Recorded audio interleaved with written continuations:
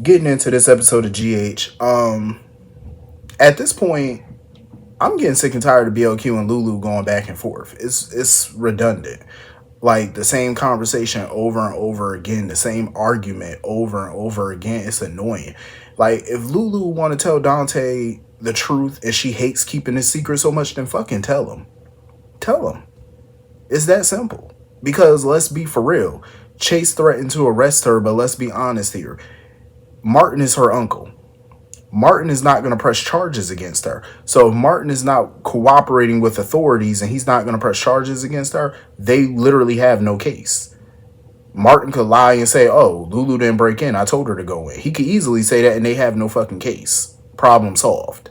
So it's like this whole her keeping her mouth shut because Chase threatened to arrest her. It's a weak ass excuse to keep this secret going. That's all it is. It's very weak.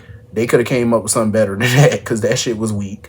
And I get where Lulu coming from as far as like Dante lying to her. See, this is why I don't like rewrites too much. And I know that daytime TV, they rewrite all the time. But usually they rewrite stories that make sense. You know what I'm saying? The rewrites fit. It makes sense. This rewrite, it makes zero fucking sense. It was a pointless rewrite. And that's just my opinion. Because now they're making it seem like with the rewrite that Dante lied to Lulu years ago about anything happening between him and BLQ. And I hate that. You know what I'm saying? Because Dante doesn't seem like he would lie about something like that. Like, come on. It's because it's a stupid lie. Like, but I get where Lulu coming from because at the end of the day, how I feel about things like that is whoever you dated or smashed before we met, I wouldn't give a damn. I don't need to know. Unless I'm in the same room with the person that you used to date or smash or whatever. Then I would want to know. You know what I'm saying? If I come across that person, like if we go to an event and that person happened to be there, you need to pull me to the fucking side and be like, yeah, we kind of had a thing some years back. Just give me a fucking heads up. You know what I'm saying? Like, let me know. So I'm up to date on what happened. You know, and I'm not blindsided about the shit later. That's all. But Lulu need to let that go. Like, she really do. Like, it, you know, yeah, he lied to you, but all of that happened was 15 years ago.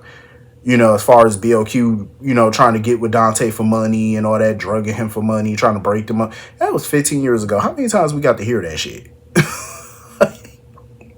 I ain't saying Lulu got to forgive and forget. I'm not saying that, but to keep bringing that shit up every 5 minutes.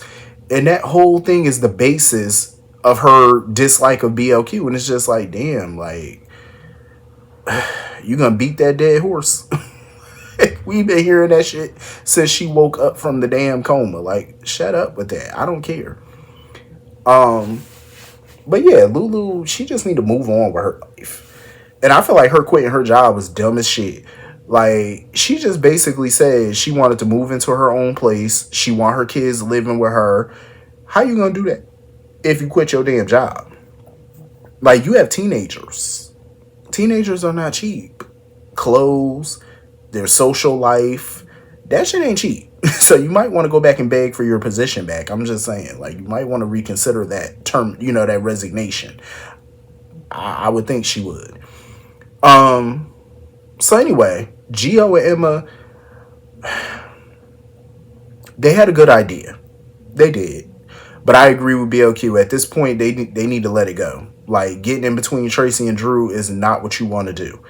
You know what I'm saying? At this point, because their drama is hype. It's reaching its climax. You know what I'm saying? Very soon. You don't want to get in the middle because this tit for tat that they got going on, you don't want to get hit in the line of fire. You know, you don't want to get hit in the crossfire. So it's like, fall back. But of course they won't listen. They sitting there talking about, oh, we need to go talk to Monica. I'm like, oh Lord. They just refuse to let this shit go for whatever reason. I don't know why. I don't know why this is so important to them, but I guess. Moving on from that. Councilman Bole.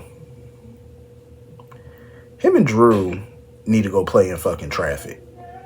They really do. Councilman Bole and Drew really need to go play in some big traffic. Like, I'm talking about at a big intersection. Like the two of them sitting there colluding and stuff like that together. And I love that Councilman Boyle, though, he wasn't with the whole Drew shit. Like, he really wasn't. Like, he wasn't on board with that stupid plan to bulldoze the crypt. You know, because Drew was like, oh, I want to take it down. No.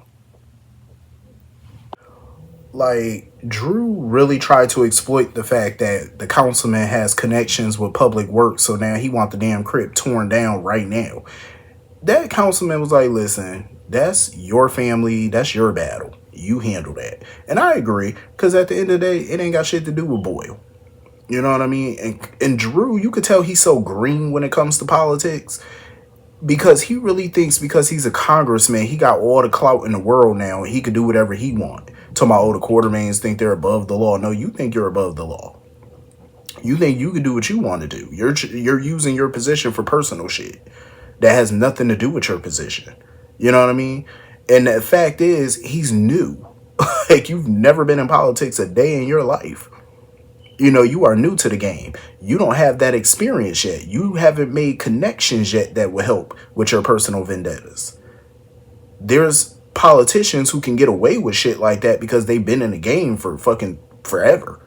30, 40 years. They built connections with people. They have blackmail on some people. You know what I'm saying? So they could get away with, like, I want that shit torn down right now. And you got mayors and council people that would do that shit in a heartbeat.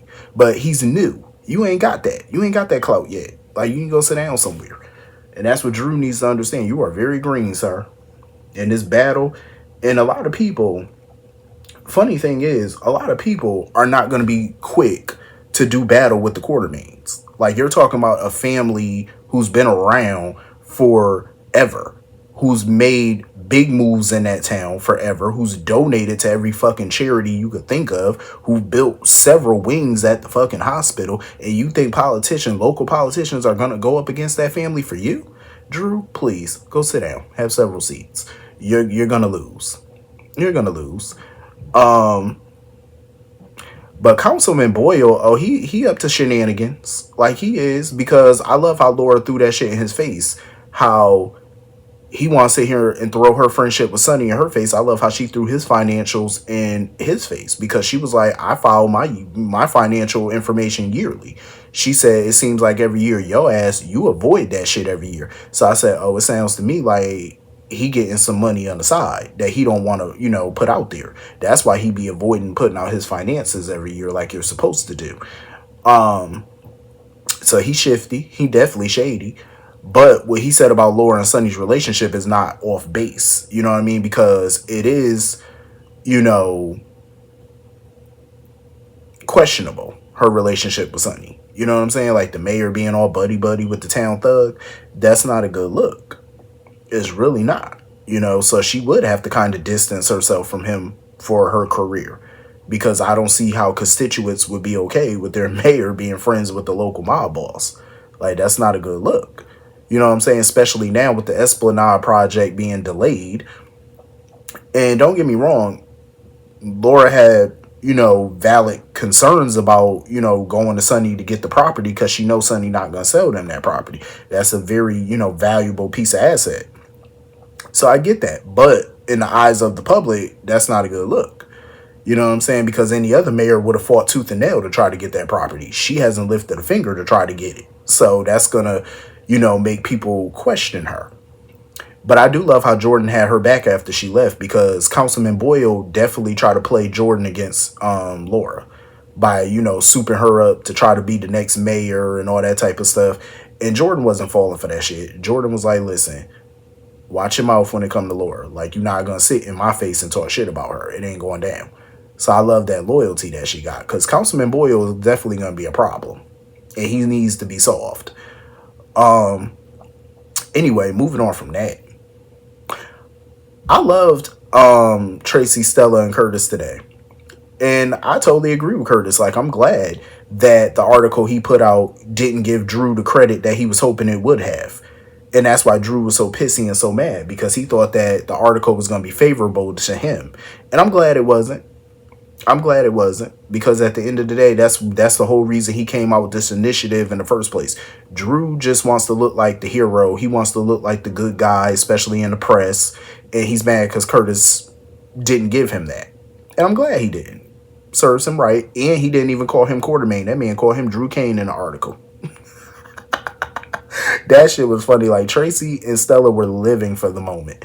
Like, they were having a fucking blast with that. Like, just watching Drew's head spin, it was worth it. It was totally worth it.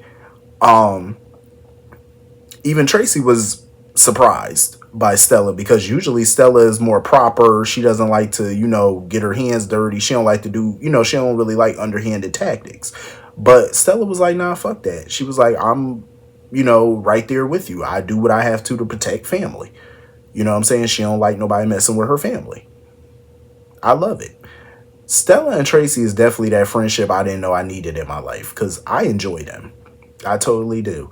But I'm going to keep my eye on Stella, because she said she had a doctor's appointment to check on her kidneys and stuff. So I'm like, hopefully that turns out, to be good and she ain't got nothing to worry about. But I'm enjoying, Tracy and Stella as friends. Most definitely.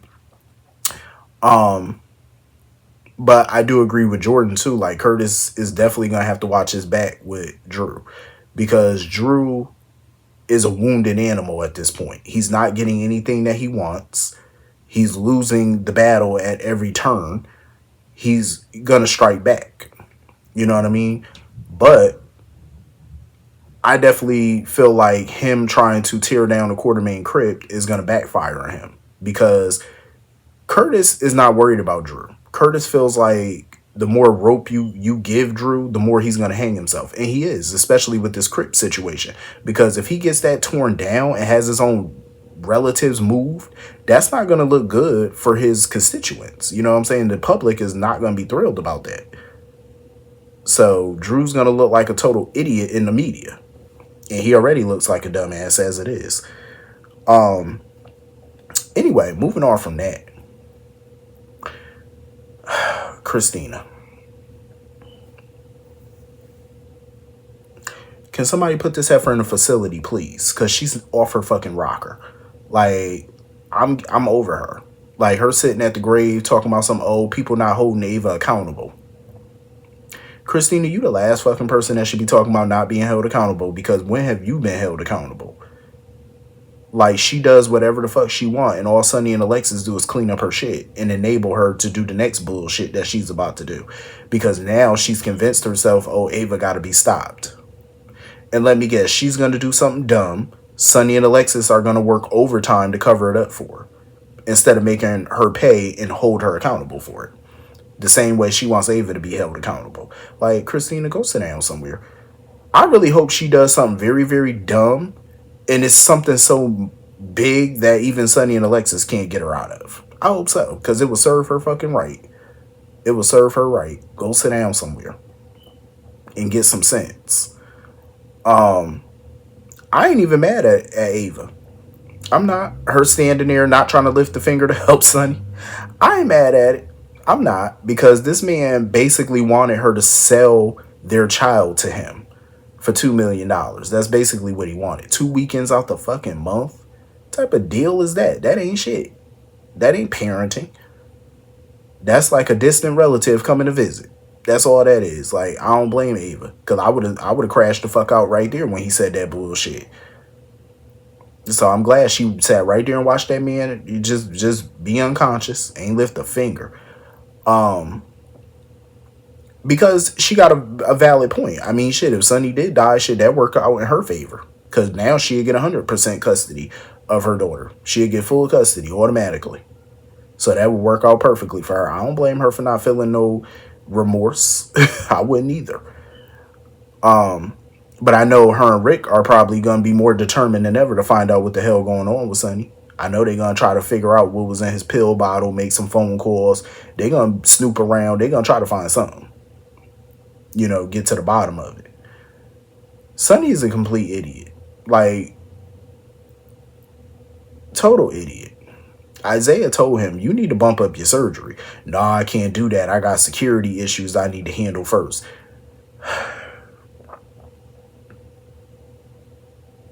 He's an idiot. Like, at this point, let him die. Because how stupid can you be? It's like your heart is a ticking time bomb. Like, at any given moment, he don't get it. It's like, dude, you've been lucky so far because of them pills. You keep on arguing with people and overexerting yourself, you're gonna fucking die. Like, them pills ain't gonna help you next time. Because conditions like that, they get worse and worse. You know what I'm saying? The more you keep passing out and stuff like that, they're gonna get worse. And you could end up doing irreparable damage. Like, are you stupid? Go get the damn surgery. You talking about waiting a few more weeks and stuff. You ain't got a few more weeks. You need that surgery now. And that's what Isaiah telling him. That's why it was pointless to even bring him to GH. Because even Isaiah said, the hospital can't do anything for him but monitor. That's all they're going to be able to do. Like, Sonny, get the damn surgery and stop being stupid. And now he want Laura to keep the secret too. It's dumb. It's like, it's totally stupid. It's like, just get the damn surgery and stop being so damn stubborn.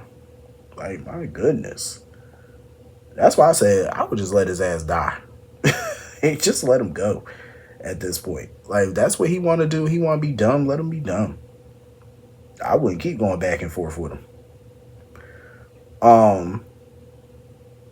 But anyway, that was pretty much the whole episode. Hit the comment section. Let me know what you all thought, and I will see you all later. Peace.